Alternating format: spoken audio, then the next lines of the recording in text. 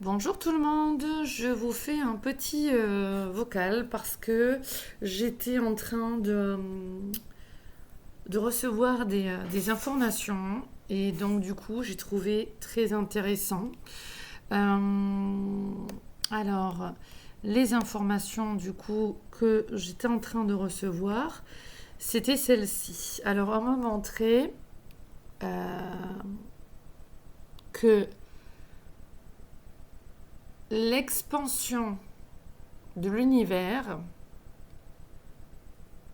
était en cours et que dans cette expansion, l'être humain, certains étaient en train de, comme un suffoqué, un petit peu étouffé parce que il y avait des peurs, des inquiétudes, du brouhaha mental. Euh, dans les cœurs, c'est affligeant. Par moments, ce qu'on sent qui est là à oppresser, à étouffer au niveau, pas forcément du Covid, hein, mais au niveau de l'estime de soi, de la peur, de l'affrontement, de l'engouement qu'on met dans certaines paroles les uns avec les autres, où on s'influence dans les croyances, dans la volonté en fait d'influencer l'autre en fait on me montre et dans des dénis, dans des maltraitances en fait l'un envers les autres et donc envers soi-même. Tout ça empêche l'épanouissement de l'être divin au cœur de l'être humain. Voilà ce qu'on me montre. On me montre une expansion très grande de notre monde, des vibrations, de nos énergies à tous, des énergies de l'univers. Hein, donc il y a une profonde euh, comme une expiration, une extension, voilà. Et que dans cette extension, il y a pour rentrer au cœur de son être divin, vraiment, on me redit en soi. Ça se matérialise comment? On me montre donc en véhiculant des qualités et des vertus que l'être humain, que nous sommes tous et chacun, est amené à intégrer. Donc, ça passe par un moment entre la dissolution de l'ego,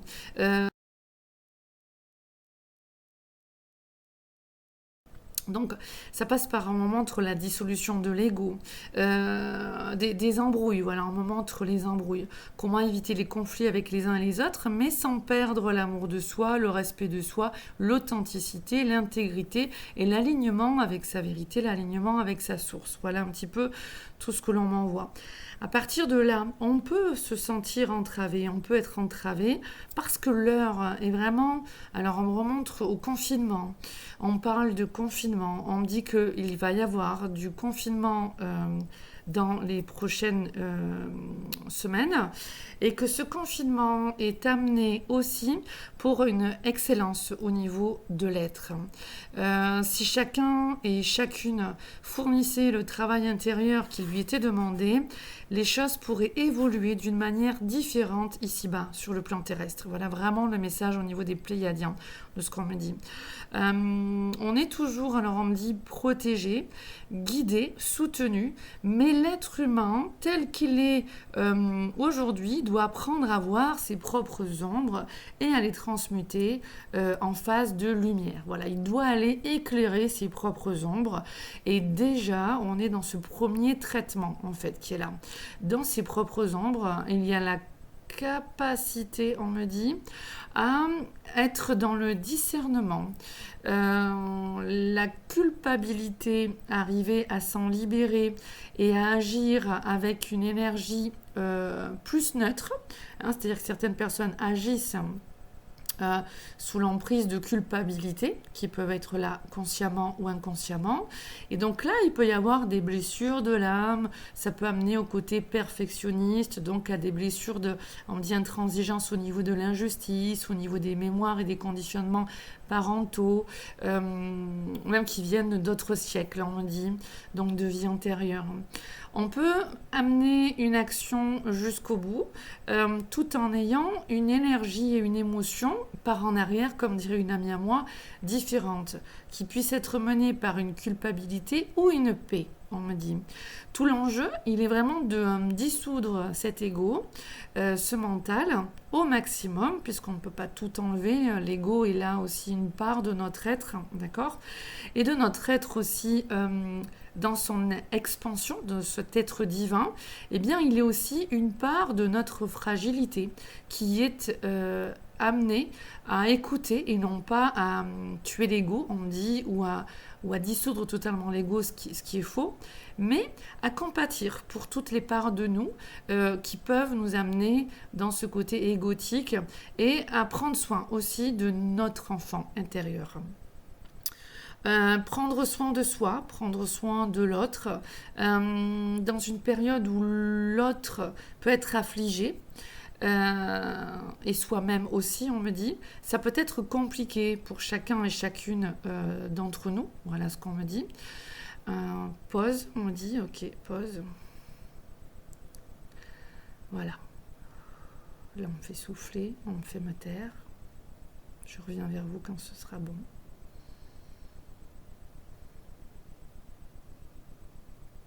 Le confinement. La respiration, le brouhaha choisi par certains dans leur cœur, dans leur tête, le mental, et la méditation et le ressourcement pour d'autres. La méditation et le ressourcement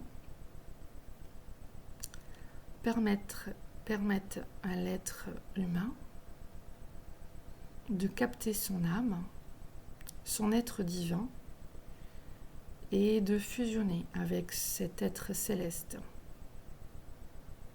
en lui et avec tous les êtres célestes, cosmiques autour de lui. Dans la méditation, le recueillement, il peut se recentrer envers la terre, les minéraux, l'eau, la source, les arbres, la nature, les fruits, les élémentaux et tout ce qui est là autour de lui. Certains seront confinés dans ce bien-être. Et cette méditation, ces recueillements,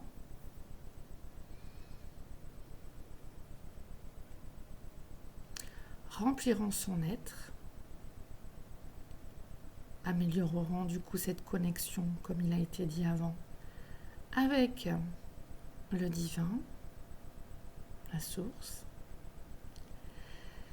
et viendront des informations, des conseils de son soi supérieur, de son ange gardien, de la source, de son âme,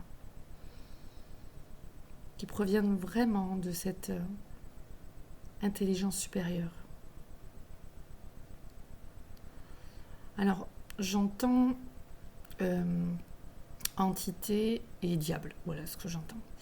Le diable est cette énergie négative, néfaste à l'évolution de l'être humain, de l'homme, mais tant bien que mal, pour certaines personnes, découvrir sa propre lumière, ça fait partie de ce passage dans l'énergie de cette ombre.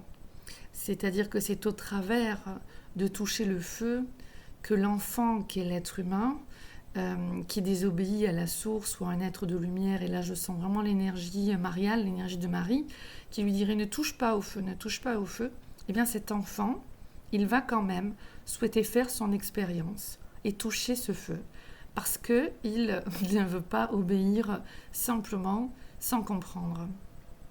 Voilà pourquoi l'énergie du diable aussi est en effet difficile à comprendre, et on cherche par moments à intervenir dans ces ombres-là pour aider l'autre et le sortir de ces ombres et l'amener à sa propre lumière. Mais attention de ne pas périr soi-même, on me dit. Donc on peut tendre la main à quelqu'un qui sort de cette flamme sans se brûler soi-même, mais quelqu'un qui va brûlant euh, te prendre la main et t'amener dans ce feu-là, ça ne va pas t'aider. Donc dans les prochains jours, semaines et années, il sera intéressant de se comporter de cette sorte. Observer quelle énergie est en face de nous. L'être humain ne sera plus authentique comme il l'a été dans le passé. Ça, c'est vraiment ce que l'on me dit. Il va y avoir des frictions, scissions les uns avec les autres, des séparations qui vont faire se renforcer les ombres des uns et des autres volontairement, comme une expiration et une inspiration. Il peut y avoir ce vide entre les deux. Eh bien, c'est un petit peu ce que nous vivons. Pour qu'il y ait cette extension, cette expiration de l'univers, je crois qu'au moment de cette extension, eh bien, il faut qu'il y ait une brisure, une cassure. Et ça va passer pour certains et certaines d'entre nous, et beaucoup de personnes encore par porter les mauvais comportements des uns et des autres, tout à l'image de ce feu. On va encore beaucoup trop porter de masques, beaucoup trop jouer dans ce monde d'illusions, dans ce côté de paraître. Et c'est maladroit, on me dit, mais c'est ça qu'on me dit. Des idiots, il y en a partout. Voilà ce que l'on me dit. Donc tout le monde n'ira pas dans cette grossièreté exprimée qu'ont certaines personnes à s'exprimer avec grossièreté. Voilà un petit peu comment on me le dit. Tout le monde n'ira pas dans le paraître tant bien que mal, on me dit quand même. Beaucoup iront dans ce paraître. Ils insistent vraiment sur ça. Je vois l'image du Sphinx d'Égypte. La bibliothèque de l'âme. Comme il était dit, notamment chez les bouddhistes ou comme les Égyptiens, l'ignorance est la cause de souffrance. L'ignorance est la cause des péchés de l'âme aussi, comme on me le montre. Quand on est dans une ignorance et qu'on manque de connaissances et de savoir, on peut être torturé, bloqué par des peurs, par autrui, manipulé. Et l'ombre va montrer encore combien l'homme est trop ignorant de certaines lois, de certaines choses. On parle de certains états d'être, état d'âme, mode de fonctionnement au niveau de la société, au niveau de l'être humain. Et ça va donner naissance chez beaucoup de personnes à retrouver cette capacité à être humble. Humble, humilité, ce qui ne veut pas dire être naïf ou se laisser écraser. Quelqu'un peut être dans le discernement, la joie, tout en aidant son prochain. Et on me remontre cette image où quelqu'un périt dans les flammes et où la personne prend comme un sauveteur la main de l'autre personne et l'aide à sortir du feu. Et le guérit et le soigne. Et en fait, on me dit de considérer que cet autre qui est sauvé, et là je vois l'image de Babaji, du maître Babaji, que l'autre qui est sauvé, en moment, c'est comme si c'était Babaji. Hein, et c'est vrai que juste avant, j'ai eu ce message, je ne sais pas si je l'ai dit dans l'audio, mais juste avant d'avoir ces messages-là, j'allais faire l'invocation de Babaji, puisqu'on m'a montré, on ne faisait que me montrer l'image, le visage de Babaji. Voilà. Et là, on me dit considérer que tous les autres autour de nous valent la peine d'être aidés, d'être soutenus, de collaborer avec. Oui, c'est ça, en ayant conscience que ce sont tous normalement comme des babajis, hein, c'est-à-dire dans le sens noble de cœur, noble d'âme. Et oui, comme si chacun était supérieur. Enfin, on montre Babaji comme si ça valait le coup de sauver que ceux qui sont nobles ou supérieurs. Et en fait, on nous dit non, considérez que tout le monde est Babaji. C'est-à-dire que nous sommes tous égaux, en fait, puisqu'il dénote cette recherche de race supérieure. Et donc là, on nous dit attention, point de race supérieure, nous sommes tous égaux. Maintenant, voilà, quand on dit Babaji, voilà, cette image de on va aider quelqu'un à sortir des flammes et on va le, le laisser même parfois euh, nous, voilà, nous brûler un petit peu, nous abîmer un petit peu, c'est en aimant en fait dans l'amour inconditionnel. Mais l'amour inconditionnel passe l'amour de soi. Donc il y a une quête qui est faite dans ce chemin d'obscurité que nous vivons au niveau de toutes ces ombres qui sont là autour de nous. Eh bien, d'aller voir en nous cette propre lumière, et cette lumière est en montre du discernement de où en est la personne. Ok, c'est un babaji, entre guillemets, c'est l'expression qu'on montre, c'est un babaji, c'est-à-dire que c'est quelqu'un qui mérite d'être sauvé au niveau de ce feu dans lequel je vois cette personne, ce babaji. Maintenant, est-ce que moi, en tant que babaji aussi, je suis amenée à l'aider ou est-ce que je suis amenée à rester à ma place? Et là, en fait, il y a une introspection qui est nécessaire de faire entre la réflexion, le côté rationnel, l'hémisphère gauche du cerveau, et l'hémisphère droit du cerveau qui est l'intuition. Voilà. On me dit point. Est-ce que mon intuition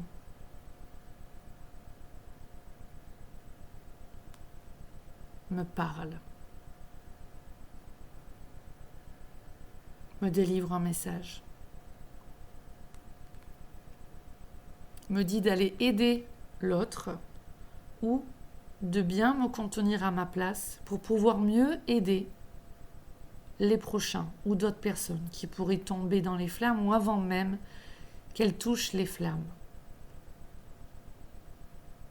Pouvoir faire que peut-être les prochaines personnes effleurent simplement cette flamme et se disent ah oui, en effet c'est chaud, je ne vais pas aller aussi loin que ça, je ne vais pas aller toucher la flamme, je ne vais pas aller me jeter dedans pour voir ce que ça fait.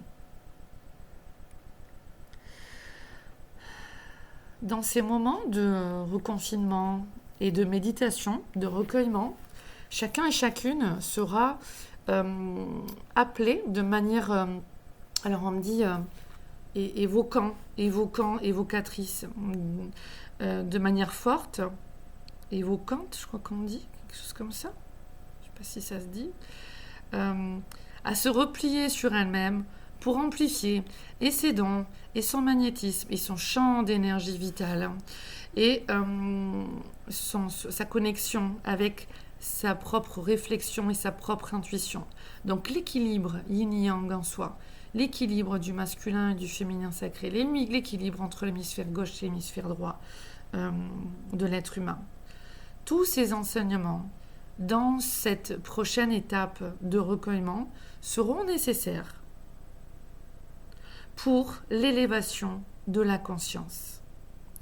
L'expansion de l'univers continue son chemin et dans cette expansion, eh bien, l'être humain doit s'aligner dans ces nouvelles vibrations. On ne lui demande pas d'aller se jeter dans le feu ou d'aller toucher le feu. On lui demande de s'aligner à cette toute nouvelle ère. Et dans cette nouvelle ère, ce côté de discernement, de clarté en soi et d'intuition est importante.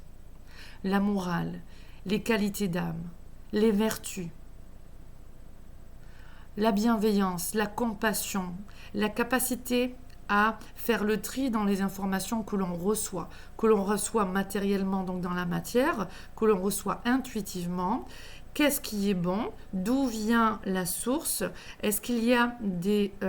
qu'est-ce qu'on montre? Des liens... c'est pas... qu'est-ce qu'on dit? Des liens non soumis, voilà, à la vérité au niveau de ces sources d'informations qui viennent à nous. Donc, est-ce que ce sont des liens pervertis? Est-ce qu'il y a des liens d'intérêt? Est-ce que cela résonne en moi? Que ce soit des liens pervers que je vois, qu'est-ce qu'ils viennent me montrer? Qu'est-ce qu'ils viennent m'apprendre? À ne pas tomber dans les panneaux, à ne pas mettre les deux pieds dans le plat et à savoir avancer dans cette nouvelle ère. Et là, on dit mémoire égyptienne, mémoire atlante, lémurie, la grâce, le divin va se manifester de plus en plus en chacun après cette étape orageuse. L'orage ne va pas se manifester lourdement chez tout le monde, ça va dépendre de chacun, de son alignement à sa vérité, à son soi supérieur, à cette source en lui, à ce divin en lui et tout autour de lui. L'harmonie avec la source, l'harmonie avec les éléments, et on me montre aussi les points cardinaux, l'harmonie avec les points cardinaux nord, sud, est, ouest. L'harmonie avec tout ce qui va être justement du simple, de l'essentiel et du pur. Il y aura des appauvrissements pour certains et certaines nécessaires, on me dit, pour aller à l'essentiel. Ne plus être parasité par des énergies basses. La lutte est là, dans cette nouvelle ère du Verseau. La communication bienveillante, la communication non violente, la communication dans une conscience plus évoluée vous permettra de discerner et de faire face à tout ce qui est eugénisme, transhumanisme et volonté d'une race élitiste supérieure. Les manipulations génétiques continueront, pourquoi pas, d'exister tant que l'ignorance est là. Mais il y aura un moment où le grand stop de l'univers viendra interrompre toute communication entre nous tous pendant un laps de temps. Et vous le savez, les messages transmis à différents médiums sont les mêmes des différents endroits de la Terre et périodes où ils se trouvent. Il y aura la source et tous les élémentaux et êtres de lumière et êtres divins dans ces êtres humains bien éveillés qui seront tous en place au bon moment, au bon endroit pour libérer une masse d'énergie puissante qui pourra asperger tout le monde de grâce.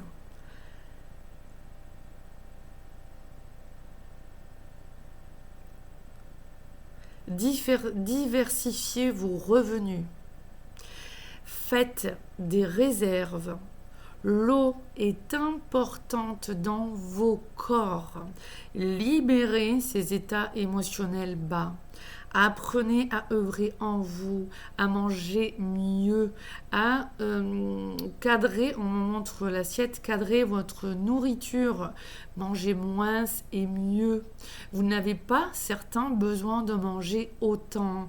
Libérez ces charges émotionnelles et ce mental et ces croyances. Les écoles. Les écoles sont bonnes.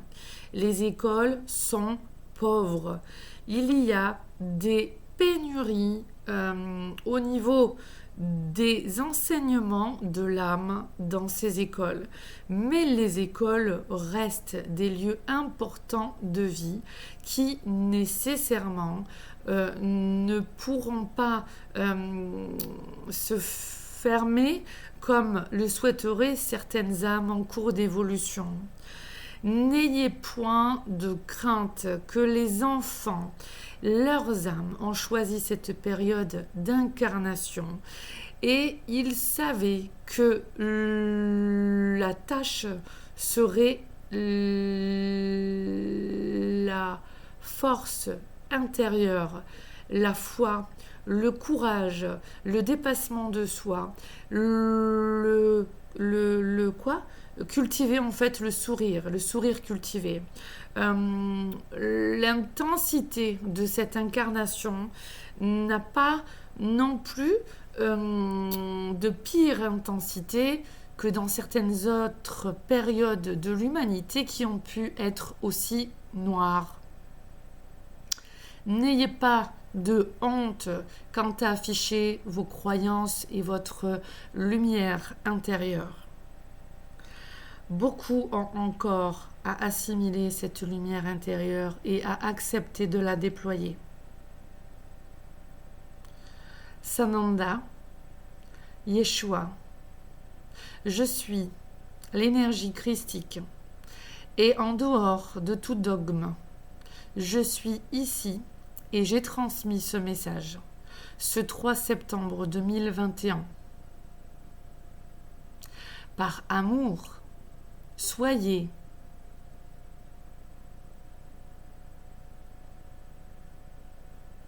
Merci. Je vous embrasse.